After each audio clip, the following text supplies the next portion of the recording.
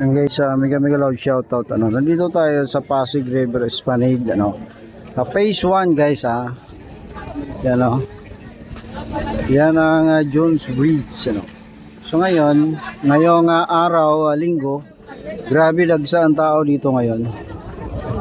Ito yung tindahan ni Nining B, Dinudumog si Nining B dito.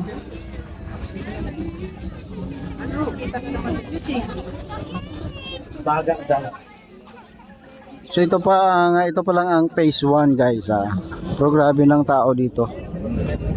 Mamaya ikutin natin ang phase 3, 1 and 3, di ba? So grabe ng tao dito kahit na ngayong araw ay linggo, Grabe ng tao dito.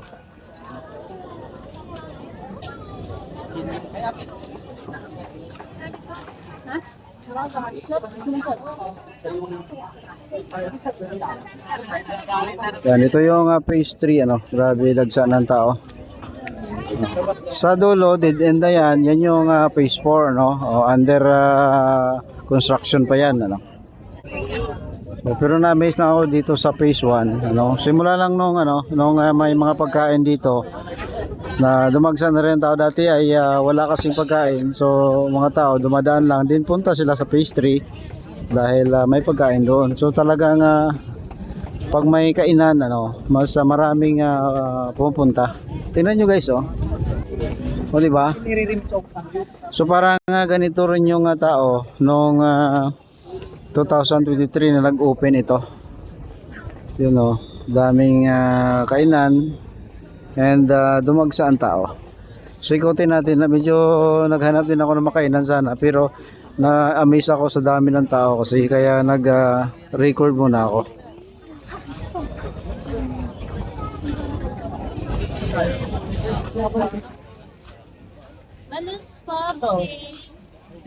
So dami ng tao, phase 1 pa lang to. Mamaya pakita din natin yung phase 3, 1, 2 and 3.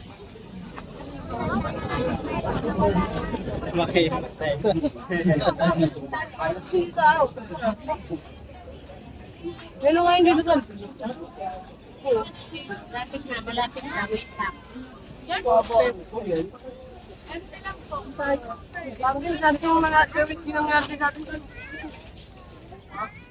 Talaga yung pag may kainan talaga dinudumog, at saka kung masarap yung pagkain, dudumugin talaga ng tao.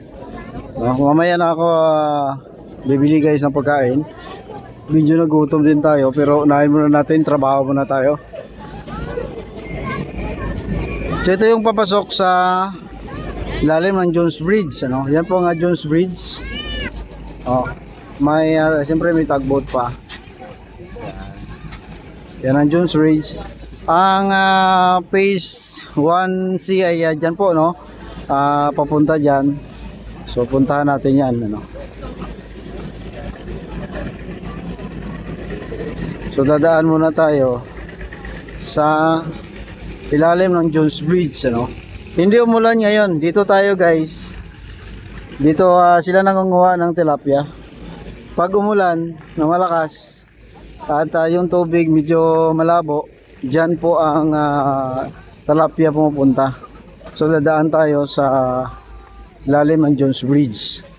At isa din siyempre sa attraction dito, itong mga kaibigan nating mga mascot, yan, yan, nakaka-enjoy din, yung mga bata ay medyo may kunting takot, bagayan pag dumaan dyan. Ito naman si Witch. Galing, di ba? So pagpunta nyo dito, wag nyo na mga kalimutan, bigyan sila kasi nag-import din naman sila, sa costume at sa pag-aliw, sa mga tao. So dito na tayo sa kabila, Sa pangatlo, pangalawa. So dami rin tao guys, di ba? Siyempre nandito si Winnie the Pooh,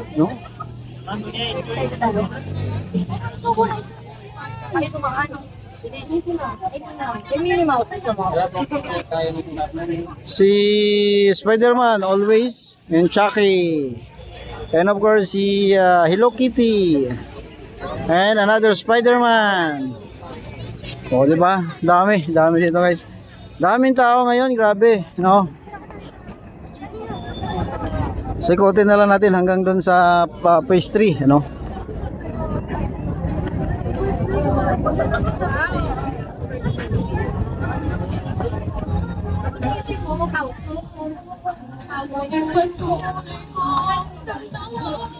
Grabe talaga nga project na ito, no? Napaka-successful, no? Ang galing talaga ng ating BBM, ano, na ginawa ito. Talagang pinilit, ano, na ginawa ito. At sana, no, sabi ko nga, sana bago matapos ang kanyang term ay matapos ito. At kung hindi, baka yung susunod na upo ay hindi suportahan ito dahil hindi kanya. Ganon ang sistema sa ating politika ngayon eh. Yan. Real talk lang tayo guys ha. Ganon naman talaga, di ba? Pero kung may pundo naman, so pwede naman na iporsige kasi dahil sa pundo. Pero alam niyo naman sa ating bansa ngayon, no, ang corruption, ano, grabe. So kailangan talaga iporsige ito ng Pangulo bago siya bumaba sa pwesto.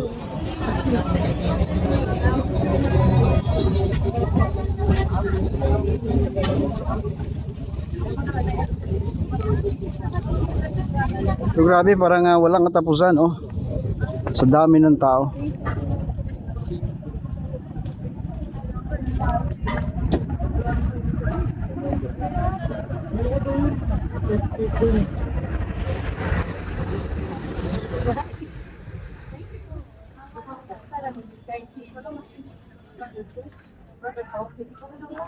Ito.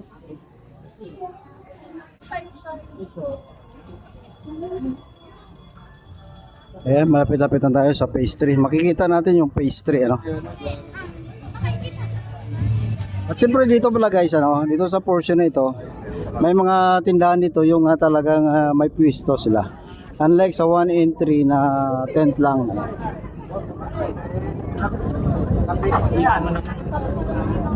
Oras-oras, puno na itong bulsa pa sa sore.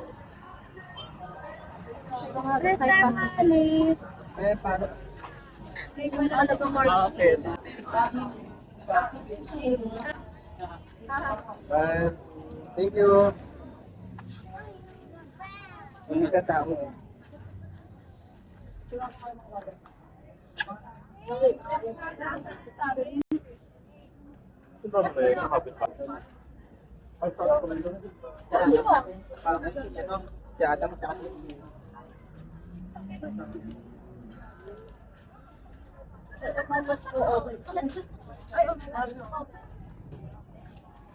Ayan, grabe, dito na, malapit na tayo sa phase 3. Dadaan tayo sa tulay, ano, ng Binondo Intramuros Bridge.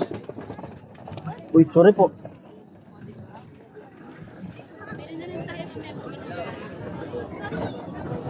Ay, akit muna tayo. Nauntog siya sa aking siko, no. Ako kasi hindi ako nakatingin sa ano, sa camera lang ako nakatingin, ano. So siya naman nakasalubong, hindi siya tumitingin sa kanyang dinadaanan, ano. Yan, na ano niya, nasagin niyang siko ko. Sorry naman ako guys, ano. Ito guys, oh, grabe, oh. For safety reason, ano. So, ito pantay sarado to ng mga ano natin, security guard na talagang matikas na matikas. Yan. Sa labat ng tao dito talaga guys. Yung portion na yung dinaanan natin kanina, medyo masikip yung area na yon. Kasi may view deck pa siya sa taas. Then may mga tindahan, ano. Ito yung pinakagusto ko na bahagi. Malawak, then maliwalas. At maraming tindahan dito. Yan. Grabe yung tao dito ngayong araw ng linggo, no? Pati mga kabataan, no, may mga rides para sa mga baby, no? O hindi naman baby, mga 3 years old pataas.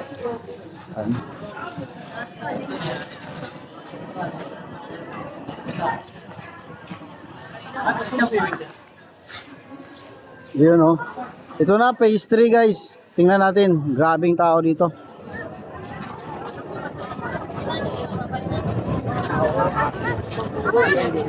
Pareho lang yan dyan, oh, dito. Si Food Panda. Kung Fu Panda, no? Tonto, daming nagpa-picture, oh. Yan, medyo may puwang.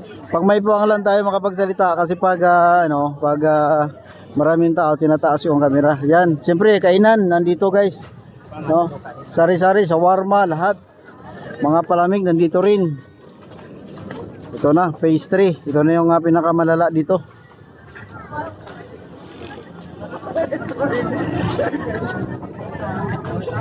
And thinking guys yung phase 4 ay inaayos na rin, no? Yun mas matindi rin yun kasi alam mo connected po yun sa Arroceros Park, Forest Park, no? Dito sa Manila at malapit sa SM. So I'm sure pag yan nabuksan, dumog din ang tao doon kasi malapit na. And ang isa pa doon ay dikit siya sa Arroceros. So ang Arroceros mabigyan din ng buhay sigurado yan, no? Mabuhay siya dahil sa pag-connect nitong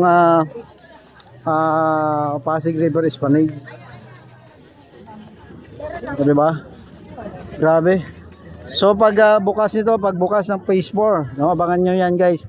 Mabuhay ang Arroceros na yan. Madala siya sa kasikatan nitong Pasig River Esplanade. Yan. Lakarin natin hanggang doon sa dulo, no? Nung kahapon nandito tayo. Parang sweet music kasi umulan. Then walang tao, pero ngayon tingnan nyo guys, no? Tingnan nyo yung pagkakaiba ngayon. Oh. Hindi lang yung mga chikiting, enjoy na enjoy din, no? Si Buningning, oh. Oh, bouncy no? Sa trampoline si Buningning. Oh. Ang mga kainan dito, medyo tuwang-tuwa sila ngayon dahil nga sa kita nila, no? So kahapon medyo talo sila doon. So dalhin po na punta po tayo sa dulo guys, no? May kainan din doon. Sigurado dumog din 'yon. Medyo maambon ngayon pero kiring-kiri naman. Nasira ang payong ko kahapon so mabibili na lang ako mamaya. No? So itong area na to kung dati kung palagi, no, medyo sabi natin wala masyadong tao pero ngayon tingnan nyo Sabado, Linggo ngayon masyado na ring maraming tao. Yan ang kainan, siyempre parang food court, no? Pero kung ako bibili mas gusto ko dito nakatayo, then dito na lang kakain, ano. Yan, oh. Grabe, no? Parang pistahan dito. Oh. 'Di ba? Lalo pa mamaya guys, lalo pang dadami ang pupunta dito. Lalo pang dadami 'yan.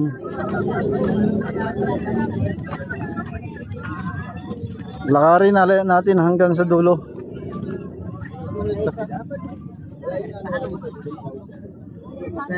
Tapos sabi ko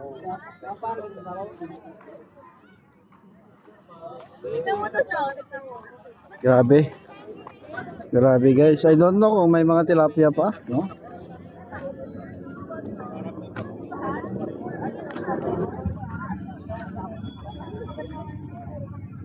Parang may nakita akong